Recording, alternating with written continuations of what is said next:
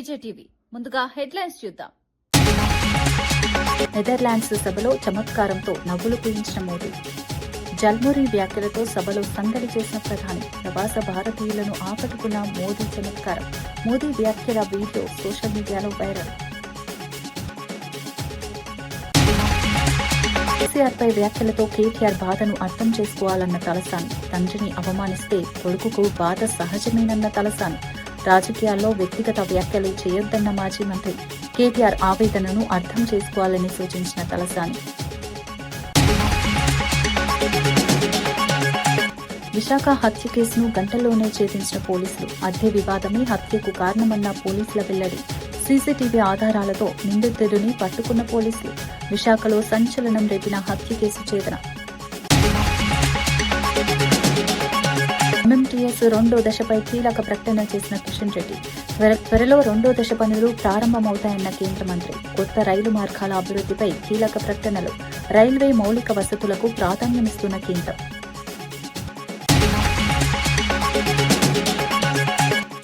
SAR ప్రక్రియలో అప్రమత్తంగా ఉండాలని కేటీఆర్ పిలుపు. బూత్ లెవెల్ అసిస్టెంట్లకు కీలక సూచనలు చేసిన కేటీఆర్. రాష్ట్రంలో బీజేపీ ఆటలు సాగకుండా చూడాలన్న కేటీఆర్. ఎన్నికల ప్రక్రియలో పారదర్శకత ఉండాలని టీఆర్ఎస్ డిమాండ్. తెలంగాణలో చేపట్టనున్న స్పెషల్ ఇంటెన్సివ్ రివిజన్ కార్యక్రమంపై బీఆర్ఎస్ వర్కింగ్ ప్రెసిడెంట్ కేటీఆర్ కీలక వ్యాఖ్యలు చేశారు. బూత్ లెవెల్ అసిస్టెంట్లు అప్రమత్తంగా ఉండాలని సూచించారు. రాష్ట్రంలో బీజేపీ ఆటలు సాగకుండా జాగ్రత్త పడాలని కార్యకర్తలకు పిలుపునిచ్చారు. ప్రజాస్వామ్య ప్రక్రియల్లో పారదర్శకత ఎంతో ముఖ్యమని పేర్కొన్నారు. ఎలాంటి అక్రమాలు చోటు చేసుకోకుండా కార్యకర్తలు అప్రమత్తంగా వ్యవహరించాలని సూచించారు. ఎన్నికల వ్యవస్థపై ప్రజల్లో నమ్మకం కొనసాగాలని అన్నారు. రాష్ట్ర ప్రయోజనాలను కాపాడే దిశగా పార్టీ పనిచేస్తుందని స్పష్టం చేశారు. ఈ వ్యాఖ్యలు ఇప్పుడు రాజకీయంగా తీవ్ర చర్చకు దారితీస్తున్నాయి. ఎస్ఐఆర్ ప్రక్రియపై రాష్ట్ర రాజకీయాలు వేడెక్కుతున్నాయి. ఎవరు లేరు, నీ వయసు ఎంత, ఇంటికి వచ్చి రాసుకపోతారు చూడు. ఇప్పుడు శ్రీహర్ ఉన్నాడు.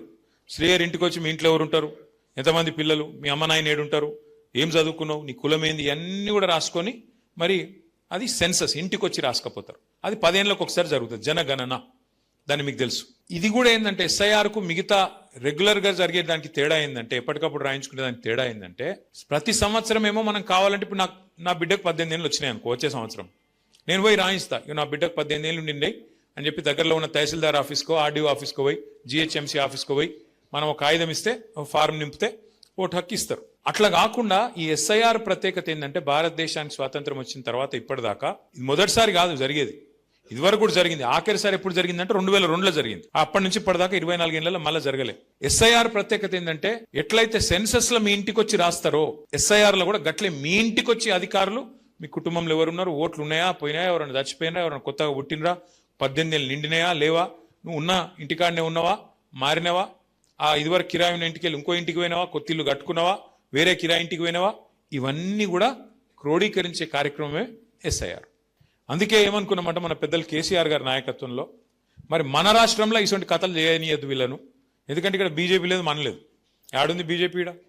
ఏదో ఆ పార్లమెంట్ వచ్చినప్పుడు ఏదో గాడుపు ఆగమాగం గాడుపు తప్ప, గాయగత్తర తప్ప కింద గ్రౌండ్లు ఏం లేదు. ఉత్తదే ఆ సోషల్ మీడియాలో ఎక్కువ, సొసైటీలో తక్కువ, వాళ్ళు బిల్డప్ తప్ప ఏముండదు.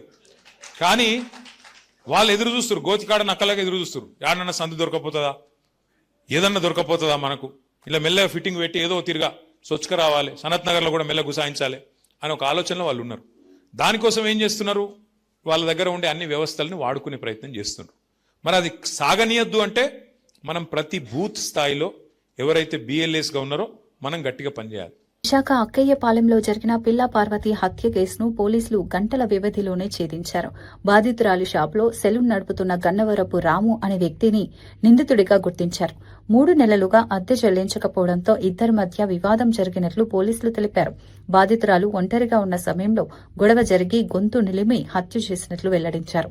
అనంతరం 5 తులాల బంగారు ఆభరణాలను కూడా అపహరించినట్లు తెలిపారు. సీసీటీవీ ఫుటేజీ ఆధారంగా నిందితుడిని గుర్తించి అదుపులోకి తీసుకున్నారు. కేసు ఛేదనలో క్రైమ్ పోలీసుల పాత్ర కీలకంగా మారింది. ఈ ఘటన స్థానికంగా సంచలనం సృష్టించింది. పోలీసులు మరింత దర్యాప్తు కొనసాగిస్తున్నారు.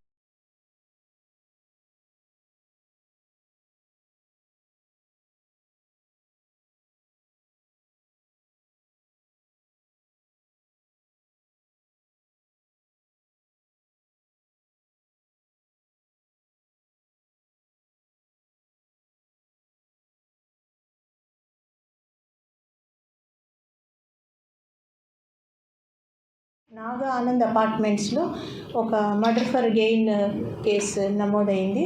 అక్కడ పిల్ల పార్వతి అని 53 years ఓల్డ్ లేడీ మర్డర్ చేయడం జరిగింది. ఆమె ఒంటి మీద ఉన్న బంగారాన్ని కూడా తీసుకుపోవడం జరిగింది. అది కేసు రిజిస్టర్ చేసి ఇమీడియట్గా ఇన్వెస్టిగేషన్ స్టార్ట్ చేశాము. చేసి క్రైమ్ వింగ్ ఎక్సలెంట్గా వర్క్ చేసి ఒక 2 hours-లోనే ఎవరు చేశారు, ఈ అఫెన్స్ ఎవరు చేశారు, అట్లాగే ప్రాపర్టీని కూడా 100% రికవర్ చేయడం జరిగింది. ఇందులో ప్రధానంగా ఒక పర్సన్, ఇతని పేరు గన్నవరపు రాము. ఇతను మన దగ్గర ప్రాంత ఆవేసిన నైబర్హుడ్లోనే ఒక బార్బర్ షాప్లో గత 20 సంవత్సరాలుగా కూడా బార్బర్గా పనిచేస్తున్నాడు. ఈ డిసీజ్ ఎవరైతే ఉన్నారో ఆ లేడీ వాళ్ళు ఈ షాప్ని అతనికి అద్దెకి ఇవ్వడం జరిగింది. అదే షాప్లో వాళ్ళ షాప్లోనే రెంట్కు ఉంటున్నాడు. అయితే దీనికి మోటివ్ ఏమని తెలిసిందంటే విచారణలో ఇతను గత కొన్ని 2-3 నెలలుగా వాళ్ళకి అద్దె చెల్లించడం లేదు. వాళ్ళు అద్దె చెల్లించాలని గట్టిగా అడగడం జరిగింది నిన్నటి రోజున. అయితే ఇతను రీసెంట్గా ఆ షాప్ని రెనోవేషన్కి కొంత అమౌంట్ని కూడా బాగా పెట్టాడు. ఇప్పుడు వాళ్ళకి అద్దె ఇవ్వకపోతే ఖాళీ చేయాల్సి వస్తుందని ఆ కోపంతో అతను వాళ్ళ ఇంటికి వెళ్ళినప్పుడు ఆవిడ ఒంటరిగా ఉంది. వాళ్ళ హస్బెండ్ కూడా షాప్కి వెళ్ళడం జరిగింది. ఉన్నప్పుడు ఆ హీటెడ్ ఆర్గ్యుమెంట్లో ఆమెను చంపడము, ఆమె ఒంటి మీద ఉన్న నగలు ఏవైతే 100% రికవరీ చేశామో ఇప్పుడు you can see that. Palamuru Rangareddy ప్రాజెక్టుపై బీఆర్ఎస్ నాయకులు ప్రజలను తప్పుదారి పట్టిస్తున్నారని ఎమ్మెల్యే తూడి మేఘారెడ్డి ఆరోపించారు. ప్రాజెక్టును 90% పూర్తి చేశామని చెబుతున్న వారు మిగిలిన 10% పనిని 2,700 కోట్లతో పూర్తి చేయగలరా అని సవాల్ విసిరారు. గత ప్రభుత్వ నిర్లక్ష్యంతోనే ప్రాజెక్టు ఆలస్యమైందని విమర్శించారు. ప్రస్తుత ప్రభుత్వం మాత్రం శాశ్వత పరిష్కారంతో పాలమూరు రైతులకు సాగునీరు అందించేందుకు కట్టుబడి ఉందన్నారు. అభివృద్దిపై ఎక్కడైనా చర్చకు రావడానికి సిద్దంగా ఉన్నామని స్పష్టం చేశారు. ప్రజలను తప్పుదారి పట్టించే వ్యాఖ్యలు చేయడం మానుకోవాలని హెచ్చరించారు. రైతుల ప్రయోజనాలే ప్రభుత్వ లక్ష్యమని పేర్కొన్నారు. మా రాజేష్ రెడ్డి గారు మేమందరం కలిపి ఈరోజు ఆ ప్రెస్ మీట్ పెట్టడానికి ఇక్కడ వచ్చిన్నాం. వాళ్లకు మీకు అందరికి ప్రత్యేకంగా ధన్యవాదాలు తెలియజేసుకుంటూ, పాలమూరు రంగారెడ్డికి సంబంధించి మన ఇప్పటిదాకా జిఎంఆర్ గారు చెప్పినట్లు కర్వైన దగ్గర స్టార్ట్ చేసినప్పుడు ఆయన అప్పుడున్న ముఖ్యమంత్రి నేను పూర్తి చేయండి, గెస్ట్ హౌస్ కట్టండి, నేను చాలా తొందరగా కంప్లీట్ చేస్తాను, మొట్టమొదటి కాళేశ్వరం కంటే ముందు మన పాలమూరు రంగారెడ్డి ప్రాజెక్టును ఆయన ఫౌండేషన్ వేసినాడు. వేసిన తర్వాత దాని తర్వాత కొన్ని రోజుల తర్వాత వాళ్ళతోనే కేసులు వేయించి ఆ కేసులు వేసిన వచ్చిన మళ్ళీ ఆయన పార్టీలో జాయిన్ చేయించుకున్నాడు, దాన్ని పెండింగ్ పెట్టదని చెప్పి. దాని తర్వాత మళ్ళీ జగన్ను పిలిచి ఆంధ్ర మనం కలిసి ఉండాలి, వాళ్ళతో బిర్యానీలు పెట్టి అలాయి వలాయి చేసుకున్నాడు. దాని తర్వాత తిరుపతి పోయి చేపల పులుసు తిని 2 రాష్ట్రాలు బాగుండాలని ఈయన మైండ్ పాలమూరు రంగారెడ్డి నుంచి అక్కడ ఆంధ్రాకి షిఫ్ట్ అయ్యి మళ్ళీ ఇప్పుడు పాలమూరు రంగారెడ్డి గురించి వాళ్ళు మాట్లాడుతున్నారు. సో ఇప్పటిదాకా మా ఎమ్మెల్యేలు చెప్పినట్లు, అన్న చెప్పినట్లు వాళ్ళు చెప్పిన 33,500 కోట్లకు టెండర్స్ పిలిచున్నారు. దానిలో 27,000 కోట్లు ఖర్చు పెట్టినామని వాళ్ళే పెట్టున్నారు. సో దాన్ని 27,000 కోట్లు 33,000 కోట్లు.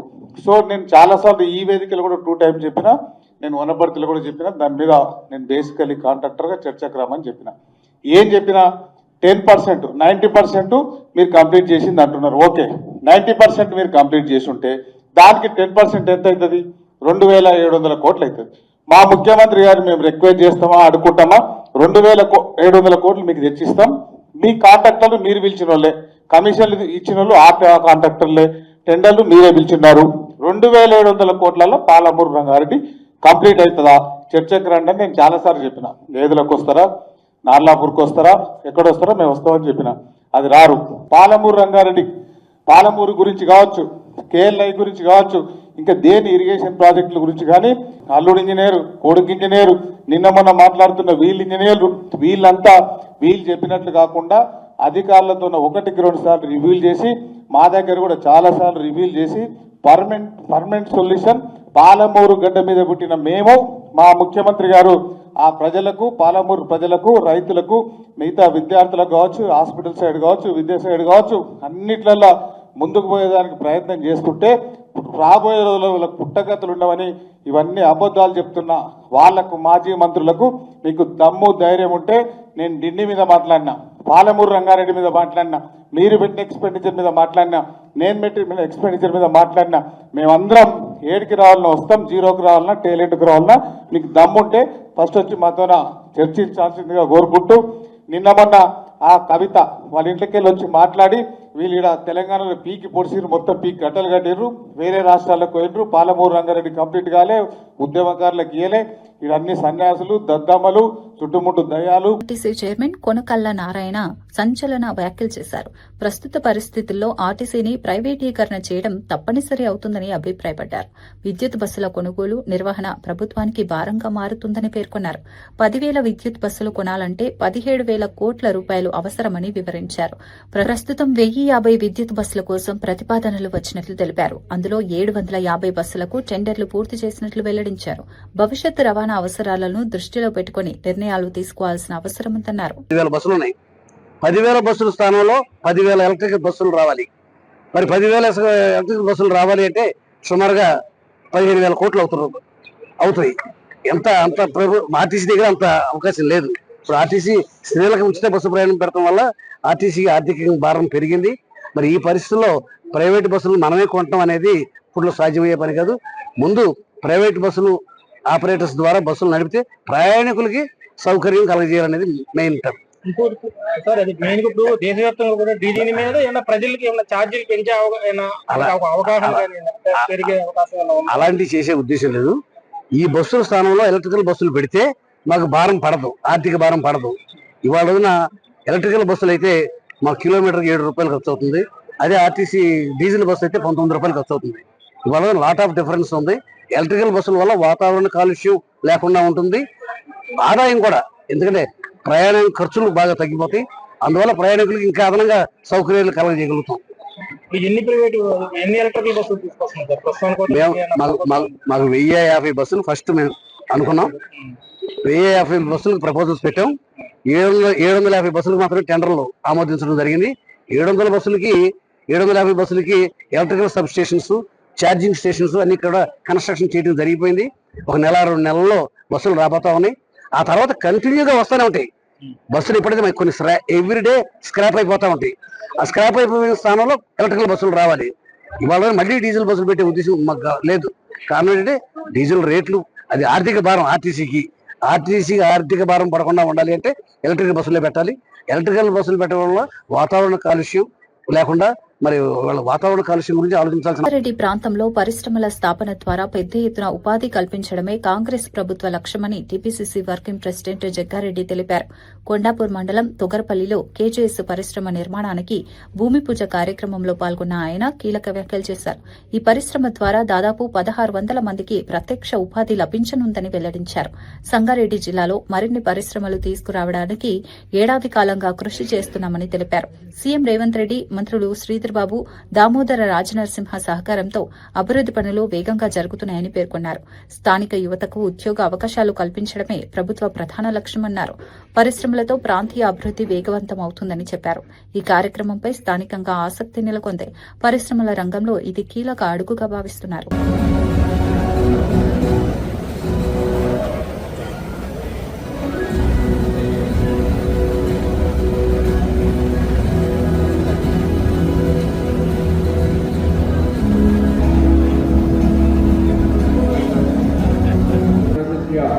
Member of Parliament Suresh Shekhar, sir, a big thank you. Next up, we'd like to thank Sanjay Giridharu, MLA,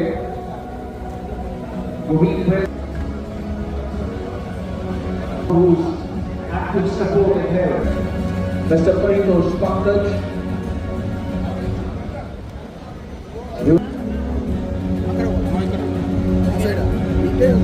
You're also like big thank you to MLC Arjun Reddy Garu,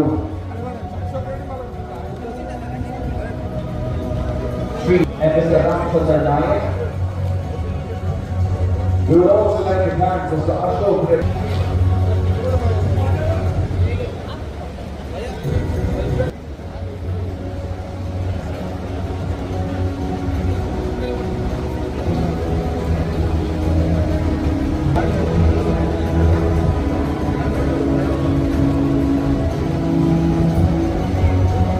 congratulate the management and the leadership team for the prestigious investment again in KGS2.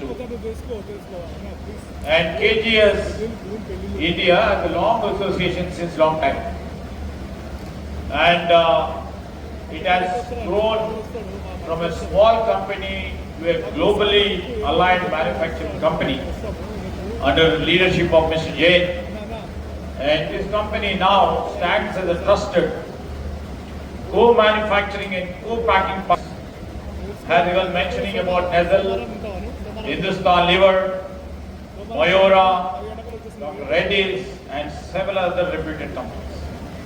And this unit, the upcoming unit, which will be coming with investment of 650 crores, and which shall be creating 1,500 direct jobs. And it may be Netherlands పర్యటనలో ఉన్న ప్రధాని నరేంద్ర మోదీ ప్రవాస భారతీయుల సదస్సులో తనదైన చమత్కారంతో అందరినీ ఆకట్టుకున్నారు. ఇటీవల పశ్చిమ బెంగాల్ ఎన్నికల ప్రచారంలో తాను రోడ్డు పక్కన జల్మురి తిన్న ఘటనను గుర్తు చేశారు. ఆ జల్మురి ముచ్చట ఇక్కడ నెదర్లాండ్స్ కు కూడా చేరిందా అని ప్రశ్నించడంతో సభ మొత్తం నవ్వులతో మార్మోగింది. ప్రధాని వ్యాఖ్యలతో కార్యక్రమంలో ఉత్సాహభరిత వాతావరణం నెలకొంది. ప్రజలతో అనుబంధం పెంచుకునే శైలిలో మోదీ తరచూ ఇలాంటి వ్యాఖ్యలు చేస్తుంటారని నాయకులు పేర్కొన్నారు. విదేశీ పర్యటనల్లో కూడా భారతీయ సంస్కృతిని ప్రస్తావించడం ప్రత్యేకతగా మారిందన్నారు. ఈ వీడియో ప్రస్తుతం సోషల్ మీడియాలో వైరల్ అవుతోంది. ప్రవాస భారతీయులు కూడా మోదీ వ్యాఖ్యలను ఆసక్తిగా స్వాగతించారు.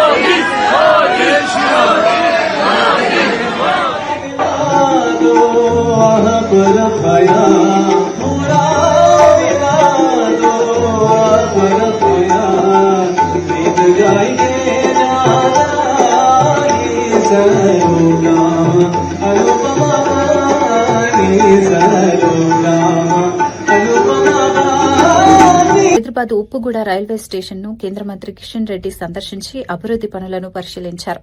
స్టేషన్లో జరుగుతున్న పనుల పురోగతిపై అధికారులతో సమీక్ష నిర్వహించారు. ఎంఎంటీఎస్ 2వ దశ పనులు త్వరలో చేపట్టనున్నట్లు ప్రకటించారు. సికింద్రాబాద్ రైల్వే స్టేషన్ ను 720 కోట్ల రూపాయలతో అభివృద్ది చేస్తున్నామని తెలిపారు. చర్లపల్లి నుంచి తిరుపతికి కొత్త రైలును ప్రారంభించనున్నట్లు వెల్లడించారు. రానున్న రోజుల్లో యాదగిరిగుట్టకు అందరూ కూడా ట్రాఫిక్ వాహనాలు ప్రమాదాలను దృష్టి పెట్టుకొని ఫ్యామిలీతోటి సంతోషంగా ఎంఎంటీఎస్ లో యాదగిరిగుట్టకెళ్లి దర్శనం చేసుకునే విధంగా ఆ యొక్క నిధులను కూడా మంజూరు చేశామనే విషయాన్ని ఈ సందర్భంగా నేను మనవి చేస్తా ఉన్నాను. ఈ యొక్క మన సిటీలో ఉన్నటువంటి ఈ రైల్వే స్టేషన్స్ అన్ని కూడా ఒకదాని తర్వాత ఒకటి ఇప్పటికే హైటెక్ సిటీ ఆఫీస్ కూడా ఈ రెండు పూర్తయిపోయినాయి. త్వరలోనే హైటెక్ సిటీ రైల్వే స్టేషన్ కూడా అక్కడ వచ్చేటువంటి ప్యాసింజర్స్ కు మోడీ గారి ప్రభుత్వం డెడికేట్ చేయబోతుందనే విషయాన్ని ఈ సందర్భంగా మనవి చేస్తూ ఇక్కడ ఈ రెండు స్టేషన్లు ఈరోజు చూశాము. మళ్ళీ నేను మధ్యలో యాకత్పుర కూడా వస్తాను, ఉంగానగర్ కూడా వస్తాను. నెక్స్ట్ వీక్ లో ఆ రెండు రైల్వే స్టేషన్లు పని కూడా చేస్తాము. నేను ఈ సందర్భంగా రైల్వే అధికారులను కోరుతా ఉన్నాను, వేగవంతంగా చాలా క్వాలిటీతో కూడినటువంటి పని ఇక్కడ జరగాలి. వర్క్ మరింత స్పీడ్ గా చేసి పేద మధ్యతరగతి ప్రజలు ప్రైవేటు ఆసుపత్రులకు వెళ్లి ఆర్థిక ఇబ్బందులు పడకుండా ప్రభుత్వ ఆసుపత్రుల్లోనే అన్ని రకాల వైద్య సేవలు అందించేలా చర్యలు తీసుకుంటున్నామని మంత్రి జూపల్లి కృష్ణారావు తెలిపారు. కొల్లాపూర్ ఏరియా ఆసుపత్రిని ఆకస్మికంగా తనిఖీ చేసిన ఆయన రోగులకు అందుతున్న సేవలపై సమీక్ష నిర్వహించారు. డయాలసిస్ రోగులు ఎదుర్కొంటున్న ప్రధాన సమస్యను గుర్తించి వెంటనే పరిష్కారం చూపించారు. ఆసుపత్రికి నేటి నుంచే 24 గంటల నిరంతర విద్యుత్ సరఫరా అందుబాటులోకి తీసుకొచ్చినట్లు ప్రకటించారు. వైద్య సేవల నాణ్యత పెంపుపై ప్రభుత్వం ప్రత్యేక దృష్టి పెట్టిందన్నారు. ప్రజలకు మెరుగైన ఆరోగ్య సేవలు అందించడమే లక్ష్యమని పేర్కొన్నారు. ఆరోగ్య రంగంలో మరిన్ని సదుపాయాలు కల్పిస్తామని హామీ ఇచ్చారు. డయాలిసిస్ పేషెంట్స్ అక్కడున్న 5 పడకలు ఉంటుండే 5 ఈ యొక్క డయాలిసిస్ ఉంటే 30 మందికి రోజు డయాలిసిస్ అవుతా ఉంది. సో దానికి కరెంటు విఘాతం కలిగి ప్రతి సందర్భం ప్రతిరోజు పేషెంట్ అవస్థ పడుతుంది. అందుకని దానికి ఫ్రెష్గా కొత్తగా కరెంటు ఇబ్బంది లేకుండా 24 గంటల కరెంటు దవాఖానకు వచ్చే విధంగా ఆ కొత్త దవాఖాన సప్లై ఈరోజు ఇస్తా ఉన్నాం. సో దానికి వచ్చేటువంటి దామోదర నరసింహ ఆరోగ్య శాఖ మంత్రిని తొందరలోనే పిలిచి దాన్ని ఇనాగ్రేషన్ చేసి ఏర్పాటు చేసి 100 మంది పేషెంట్లు రోజు ఉండే విధంగా అన్ని వసతులతోటి ఏర్పాటు చేస్తూ ఉన్నాం. ఈ యొక్క కొల్లాపూర్ నియోజకవర్గానికి సంబంధించినటువంటి పేషెంట్ ప్రైవేట్ దవాఖానలకు పోయి లక్షల రూపాయలు ఖర్చు పెట్టుకుని అప్పుల పాలు కాకుండా ఉండడం కోసం సుదీర్ఘకాలంగా పెండింగ్ ఉండింది. గతంలో 5 సంవత్సరాల నుంచి దాన్ని పూర్తి చేయడం జరిగింది. ఏర్పాటు చేస్తూ ఉన్నాం.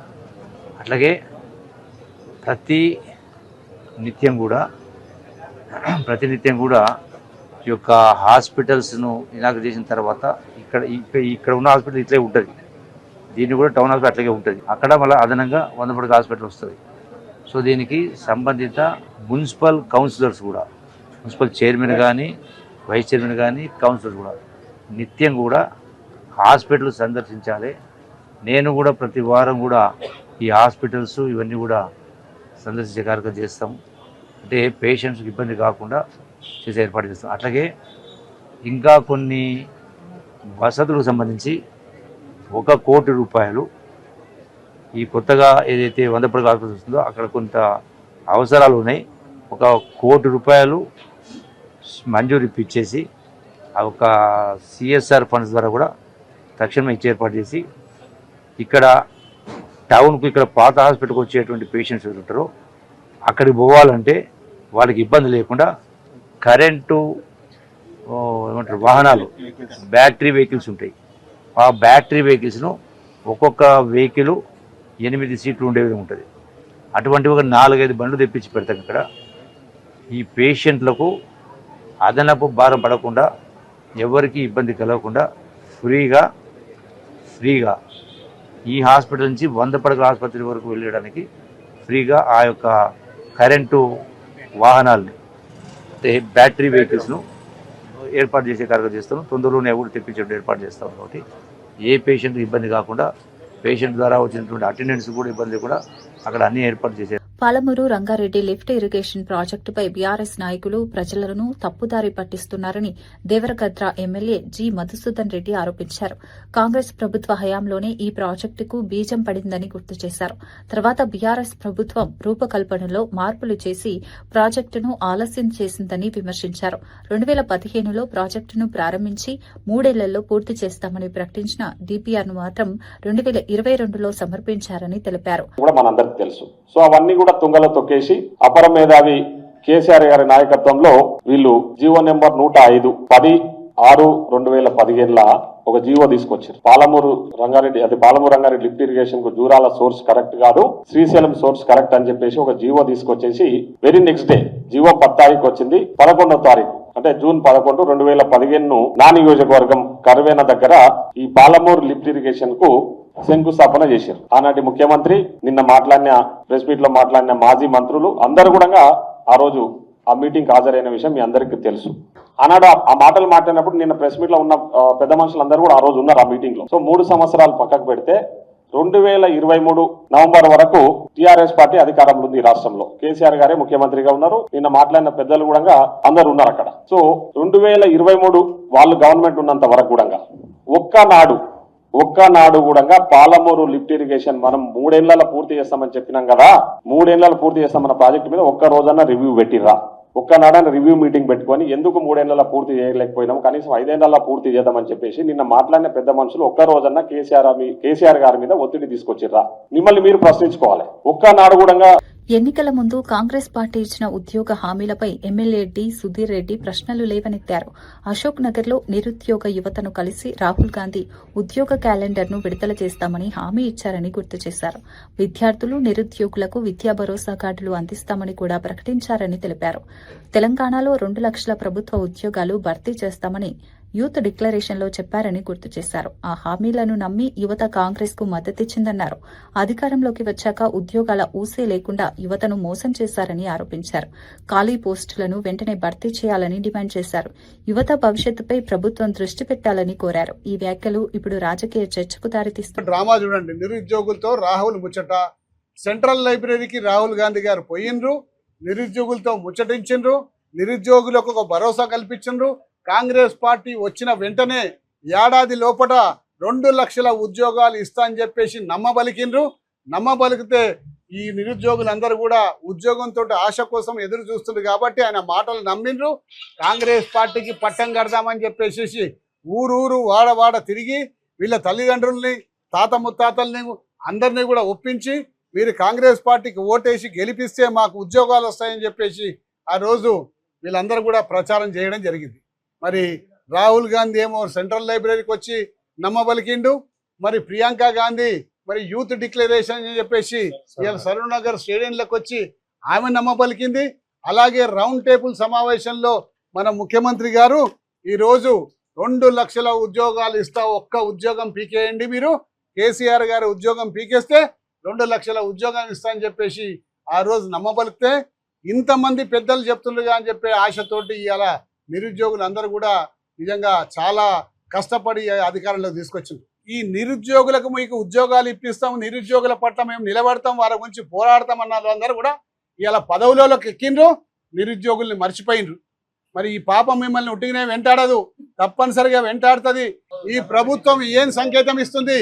మేము మీకు ఉద్యోగాలు ఇయ్యము, శంకర్ లాంటి వాళ్ళు టీ పాయింట్ పెట్టుకోండి, మరి ఈ అమ్మాయి లాంటి వాళ్ళు ఇంకెక్కడైనా పని చేసుకొని చిన్న పనులు, మేము మాత్రం ఉద్యోగాలు ఇవ్వమని చెప్పేసి ఇలా యువతకు ఒక ఇండైరెక్ట్ సమాచారాన్ని పంపిస్తున్నట్టు అనిపిస్తుంది. వీళ్ళ ఉసురు ముట్టొద్దని కూడా ఈ సందర్భంగా మనవి చేసుకుంటూ సెలవు చేసుకుంటాం. మాజీ మంత్రి తలసాని శ్రీనివాస్ యాదవ్ కేటీఆర్ పై వస్తున్న విమర్శలకు స్పందిస్తూ కీలక వ్యాఖ్యలు చేశారు. కేటీఆర్ ఉధృతంగా మాట్లాడితే అహంకారం అంటుతున్నారని, కానీ ఆయన తండ్రిని ఎవరైనా అవమానిస్తే కోపం రావడం సహజమేనని అన్నారు. మీ అన్ననో తండ్రినో తిడితే మీకు కోపం రాదా అని ప్రశ్నించారు. ముఖ్యమంత్రి రేవంత్ రెడ్డి గతంలో కేసీఆర్ పై చేసిన వ్యాఖ్యలను గుర్తు చేశారు. అలాంటి మాటలు ఒక కొడుకుగా కేటీఆర్ ను ఎంతగా బాధిస్తాయో అర్థం చేసుకోవాలని సూచించారు. కుటుంబ సభ్యులపై వ్యక్తిగత వ్యాఖ్యలు చేయడం రాజకీయాల్లో మంచిది కాదన్నారు. రాజకీయ విమర్శలు హద్దులు దాటకూడదని సూచించారు. ఈ వ్యాఖ్యలు తెలంగాణ రాజకీయాల్లో కొత్త చర్చకు దారితీశాయి. రాజకీయ నాయకుల మాటల తీరుపై మళ్లీ చర్చ ప్రారంభమైంది. కూడా పర్సనాలిటీ మనలాగా ఉండాలి కదా, ఒకడానికి కూడా నేను మెడల్ వేసుకుంటా, దీనికి ఆ కోటిలాడనికే ముఖ్యమంత్రి పదవి ఇస్తారు ఎవడన్నా. కాబట్టి ఒక కొడుకుగా ఆ తండ్రిని అన్నప్పుడు ఆ కొడుకు బాధ ఆవేదన ఎట్లుంటుందో అది గుర్తుకు పెట్టుకోకుండా అటు సైడ్ ఏమో వాడు ఇష్టం ఉన్నట్టు మాట్లాడవచ్చు, కానీ మేము మాత్రం మాట్లాడొద్దు. ఇవి జరుగుతున్నాయి. తన వ్యక్తిగత జీవితంపై నటుడు జయం రవి భావోద్వేగ వ్యాఖ్యలు చేశారు. ఎన్నో రోజులుగా సహనంతో ఉన్నానని, ఇప్పుడు మాట్లాడాల్సిన సమయం వచ్చిందని తెలిపారు. విడాకులు వచ్చే వరకు తాను సినిమాలో నటించలేనని వెల్లడించారు. తన పిల్లలను కూడా తనకు దూరం చేశారని ఆవేదన వ్యక్తం చేశారు. వ్యక్తిగత జీవితంలో ఎదురైన అవమానాలు ఇక భరించలేనని అన్నారు. తనపై జరుగుతున్న ట్రోలింగ్ తీవ్రంగా బాధిస్తోందని చెప్పారు. తన స్నేహితురాలు కెనీషాను కూడా ఈ ట్రోలింగ్ వల్ల కోల్పోయానని పేర్కొన్నారు. జీవితంలోని అడ్డంకులు తొలగిన తర్వాత మళ్లీ సినిమాలో నటిస్తానని వెల్లడించారు. జయం రవి చేసిన వ్యాఖ్యలు సినీ వర్గాల్లో చర్చనీయాంశంగా మారాయి. அதனால என்ன நடக்குதோ பார்த்துக்கலாம். மற்ற விஷயங்கள், என் வேலை விஷயங்கள், அதை எப்படி சரி பண்ணணும் என்னன்றதை நான் பார்த்துப்பேன். இவ்வளோ நாள் என் கூட நின்ன உங்கள் எல்லாருக்கும் ரொம்ப ரொம்ப நன்றி. என்னைக்கு என் டிவோர்ஸ் கிடைக்குதோ, என்னைக்கு என் பர்சனல் லைஃப் சரியாகுதோ, என்னைக்கு இந்த சைபர் புல்லிங் எல்லாம் நிற்குதோ, எல்லாத்தையும் நான் பார்த்துட்டு தான் இருக்கிறேன். எல்லாம் எனக்கு வரும். எனக்குன்னு இருக்கிற ஒரு சில டீம் இருக்காங்க. மற்றவங்கள மாதிரி 25 பேர் கொண்ட குழுவெல்லாம் எனக்கு கிடைக்காது. நான் யாரையும் பர்சனலாக யாரையுமே நான் சொல்லலை. ஏன்னா இது வந்து மற்ற ஹீரோஸையோ இவங்களையோ அவங்களையோ எதுவுமே கிடையாது. சினிமாவுக்கும் இதுக்கும் சம்பந்தமே கிடையாது. இது என்னுடைய பர்சனல் லைஃப். சத்தியம் நிலநாட்டணுன்ற ஒரே காரணத்துக்காக தான் நான் குவைட்டா இருந்தேன். எல்லாம் வருது. உங்களுக்கு సర్ప్రైజ్ వెయిటింగ్స్ ఇల్లదెல்லாம் వెయిట్ பண்ணுங்க. కొంచెం ఎనగాక పొర్మియా இருங்க. ఇవి ఈనాటి వార్తా విశేషాలు. మరో బులెటిన్ లో మళ్ళీ కలుద్దాం. నమస్కారం.